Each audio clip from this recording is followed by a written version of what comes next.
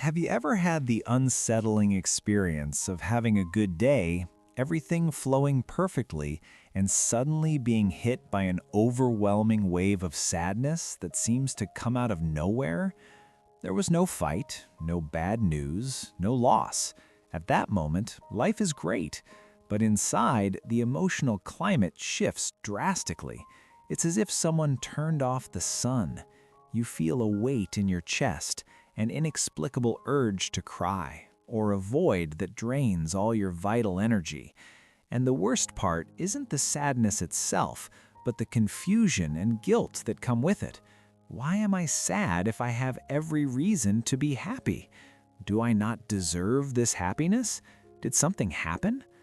Psychology explains that sadness out of nowhere rarely comes out of nowhere. It is a symptom, a smoke signal, indicating that something is burning in the basement of your mind, where your conscious self can't see. In this video, we are going to investigate the three deep causes of this phenomenon. We'll understand how the unconscious stores unprocessed pain that leaks out when we lower our guard, how hidden mood disorders like dysthymia and masked depression operate silently, and how accumulated stress creates an emotional bill that is collected all at once. If you feel like your emotions have a life of their own and that you are a hostage to fluctuations you can't control, this analysis will give you the map to understand what your body is trying to say.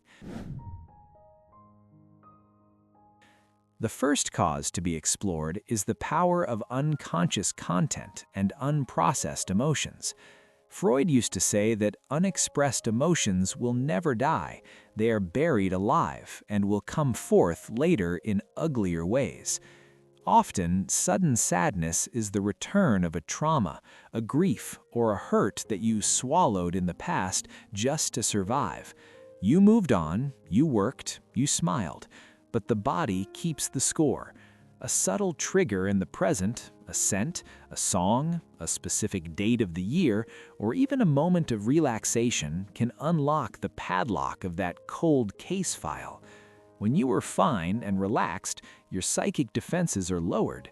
It's in this moment of peace that the unconscious takes the opportunity to release the built-up pressure. Sadness isn't ruining your happy moment. It is using that safe moment to finally be felt. It's not an attack, it's an attempt at healing and integrating a part of you that was left behind, crying in the dark. The second deep cause lies in the territory of underlying mood disorders. Many people live with psychological conditions for years without knowing it, believing that sad background soundtrack is just part of their personality. The most treacherous of these conditions is dysthymia, also known as persistent depressive disorder. Unlike major depression, which can leave a person bedridden, dysthymia allows the person to function.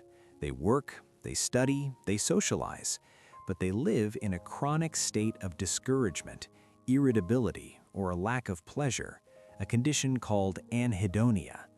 It's like living with a constant low-grade fever. That sadness out of nowhere is, in reality, a sharp peak of this chronic condition. The person thinks they are sad now, but if they look back, they'll realize they haven't felt genuinely light in years. Another scenario is masked depression or smiling depression. In this case, the person has developed a perfect acting skill. They are the life of the party, the employee of the month. But this performance consumes colossal psychic energy. Sudden sadness is the moment the mask falls due to pure exhaustion.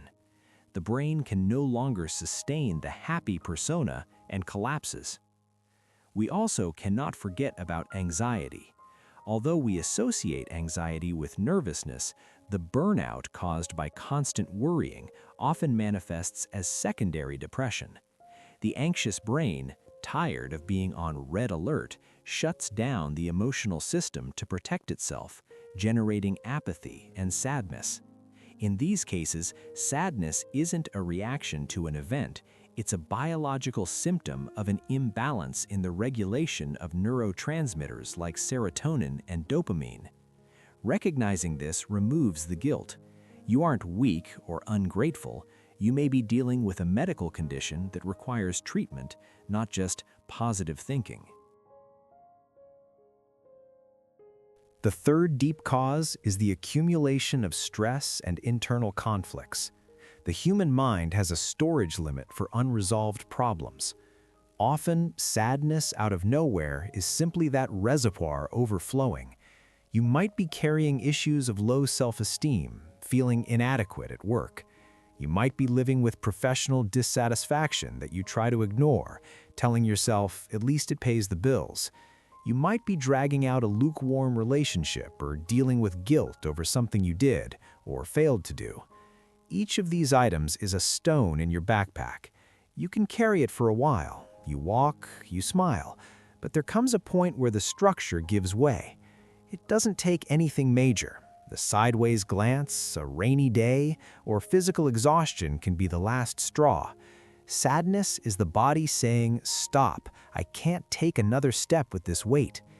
This leads to emotional burnout, not just work burnout, but life burnout.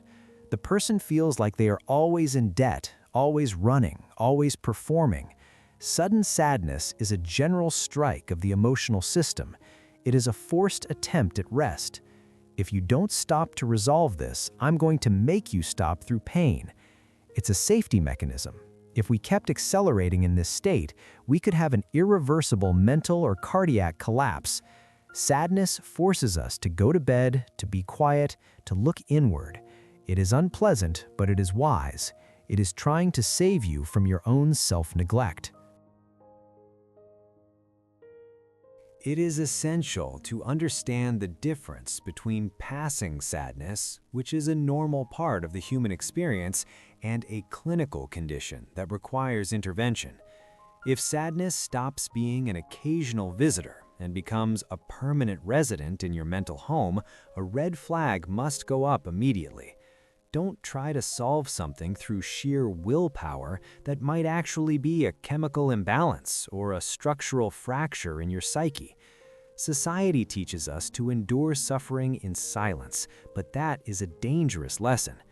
If sadness persists for more than 2 consecutive weeks, if it is accompanied by a crippling loss of energy, where just getting out of bed requires superhuman effort, if there are significant changes in your sleep, chronic insomnia, or sleeping all day to escape reality, or your appetite, and, most importantly, if feelings of hopelessness, worthlessness, or thoughts of death arise, you are no longer dealing with sadness. You are dealing with an illness. Seeking help from a psychologist or psychiatrist is not a sign of weakness, madness, or defeat. It is an act of intelligence, responsibility, and self-love. Think of it this way. If you broke your leg, would you try to fix it yourself at home by telling yourself, just think positive? No, you would go to the doctor, get an X-ray, and get a cast. The mind is a biological organ just as complex as a bone. It breaks too, and it also needs specialists to be fixed. Therapy offers a safe space to drain the emotional abscess that is poisoning your system. A therapist helps identify unconscious triggers, process old traumas, and develop new coping tools. Psychiatry, when necessary, helps balance the brain's chemical terrain, restoring the biological capacity to feel pleasure and hope. Inexplicable sadness is a riddle, yes, but it's a riddle with a solution. By seeking help, you stop being a passive victim of your emotional fluctuations and start to get back behind the wheel of your own life. The paradigm shift necessary for healing is to stop seeing sadness as an invading enemy and start seeing it as a necessary messenger. The culture of toxic positivity has taught us to fear any emotion other than euphoria. We've learned to numb the pain with food, shopping, screens, or overworking. But sadness has a vital evolutionary and psychological function. It forces us to stop. It withdraws energy from the external world so that we can focus on our inner world. Sadness out of nowhere is your psychic system screaming that something in your current life is not aligned with your essence. Maybe you're living a life that isn't yours just to please others. Maybe you're in a job that violates your values. Maybe you need to forgive someone, or even harder, forgive yourself. When sadness knocks at the door, instead of reinforcing the locks, try opening it and asking, what is truly hurting? What needs to die so that I can be reborn? This process of active listening is transformative. When you stop resisting the emotion, you stop wasting energy on the war against yourself. Resistance is what causes prolonged suffering. Pain is inevitable. Suffering is the refusal to accept that pain. By welcoming sadness, you allow it to complete its cycle. It takes you to the bottom, yes, but it's at the bottom that we find solid ground to push off from. It is in the silence of sadness that we hear the truths that the noise of joy often hides. Integrating this shadow is what makes us whole. A person who is never sad is a superficial person. A person who knows how to embrace their sadness is deep, resilient, and wise. Sadness, when heard, doesn't drown you. It baptizes you into a new version of yourself. The final lesson that depth psychology offers us is the metaphor of the ocean. Human emotional life isn't a static, tiled pool. It's a living sea, subject to tides, moons, and storms. Believing we must be happy all the time is like demanding the sea always be glassy. It's unnatural and impossible. You carry within you ancient stories, traumas from past generations, future dreams, and the sensitivity of the present. All of this moves. Sometimes the tide rises without warning. Sadness floods the shore of consciousness. In these moments, wisdom isn't about trying to build sand barriers to hold back the water, repression, but in learning how to float. Learn to trust the physics of emotions. Every wave that rises must eventually fall. Every storm, no matter how violent, has an end. Sadness didn't come to stay, it came to wash through you, and after it passes, the air is cleaner, the vision is clearer. You need to internalize a liberating truth. You are not your sadness. You are the sky where the cloud of sadness passes.